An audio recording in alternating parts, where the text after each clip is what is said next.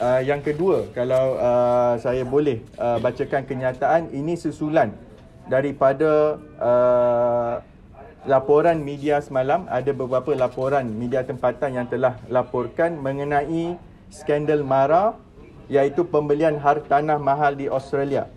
Yang mana kita tahu bahawa laporan itu telah didedahkan minggu lepas di akhbar di Australia, dan kami menyambut baik, saya sendiri menyambut baik, yang mengatakan bahawa pihak Polis Persekutuan Australia telah mendakwa individu yang bernama Tin Woon Lai, dan individu ini didakwa atas tuduhan merasuah, iaitu perasuah orang yang memberi habuan tersebut, dan dikatakan rasuah itu diberikan kepada pegawai daripada Malaysia.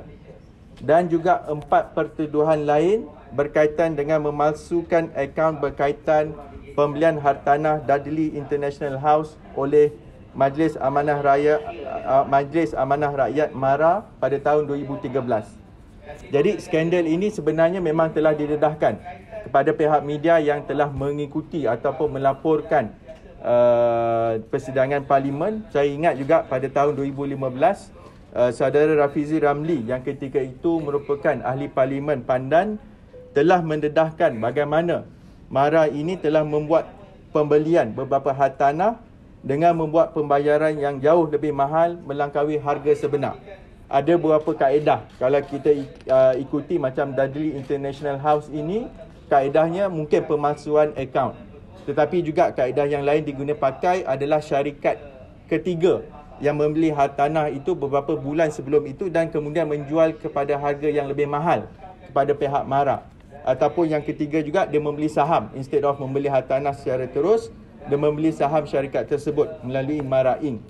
Jadi sebagai merumuskan pembelian tersebut, kita kena ingat bahawa kalau ikut perjanjian asal, kalau Dudley International House itu patut dijual sekitar 17.85 juta Aussie dollar. Dan perkara ini dah ada dalam perjanjian jual beli. Tetapi perjanjian itu dikatakan telah diubah dan harga itu dinaikkan kepada 22.6 juta Aussie dollar, iaitu sekitar 76 juta ringgit. Jadi pertuduhan di Mahkamah Australia ini telah bermula yang menunjukkan bahawa 4.75 juta ringgit itu adalah habuan ataupun yang telah dibayar kepada warga negara Malaysia.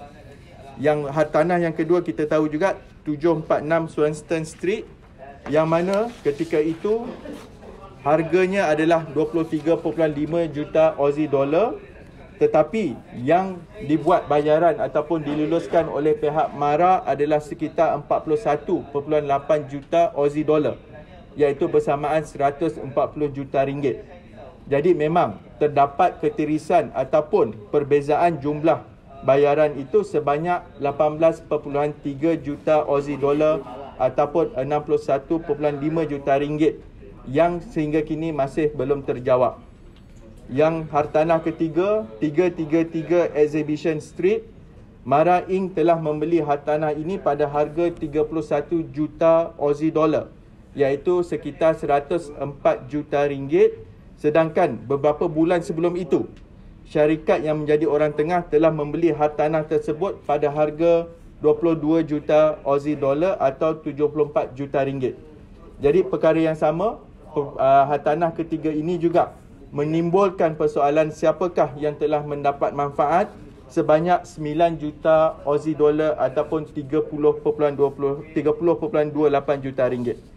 Dan hartanah yang keempat, 51 Queen Street, yang mana ketika itu MARA Inc. telah membeli hartanah melalui kaedah pembelian saham dengan sejumlah 22 juta Aussie dollar atau 74 juta ringgit, sedangkan hartanah tersebut diperoleh beberapa bulan ketika itu pada harga 16.65 juta Aussie dollar. Jadi hartanah yang keempat ini pun harga yang kita bayar melalui MARA Inc. itu lebih mahal sebanyak 5.35 juta Aussie dollar ataupun 18 juta ringgit.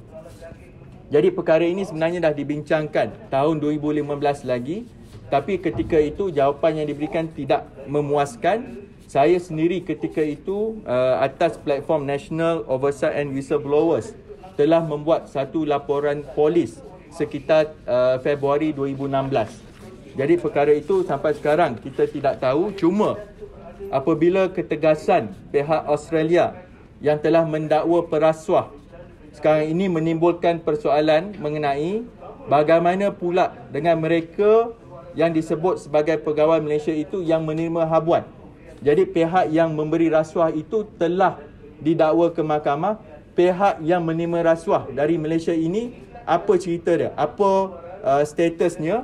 Sebab kita tahu hasil daripada 4 hartanah ini melibatkan 129 juta ringgit ataupun nilai yang sebenarnya dikatakan terlebih banyak. Jadi semalam juga berkait yang rapat dengan kes ini, sebab kalau kita lihat dari segi bagaimana semalam didedahkan beberapa kementerian dan juga GLC diguna pakai seperti MARA, dan sekiranya betul macam mana agensi-agensi ini boleh menaja makan tengah hari menteri-menteri dan ahli-ahli Parlimen Perikatan Nasional setiap hari sepanjang persidangan dan menimbulkan persoalan mengenai accountability dan ketelusan dalam menguruskan wang rakyat. Jadi sepatutnya daripada dilihat tidak cekap menguruskan hal kewangan negara, menteri yang berkenaan dan juga pengerusi MARA yang baru ini sepatutnya menumpukan kepada usaha membawa mereka yang terlibat itu ke muka pengadilan serta mendapatkan kembali ratusan juta ringgit yang hilang daripada MARA. Jadi itu dua kenyataan saya pada hari ini. Yang pertama berkaitan dengan kes warga negara asing yang tiada dokumen yang telah dijadikan isu dengan pihak media luar negara, sedangkan isu sebenar itu tidak terjawab. Manakala dalam soal isu berkaitan pembelian hartanah yang lebih mahal daripada harga yang sepatutnya, kini telah dibawa ataupun telah didakwa oleh pihak negara Australia, sedangkan pihak penerima rasuah ataupun mereka yang menerima habuan daripada Malaysia ini, kita masih tidak tahu apa statusnya.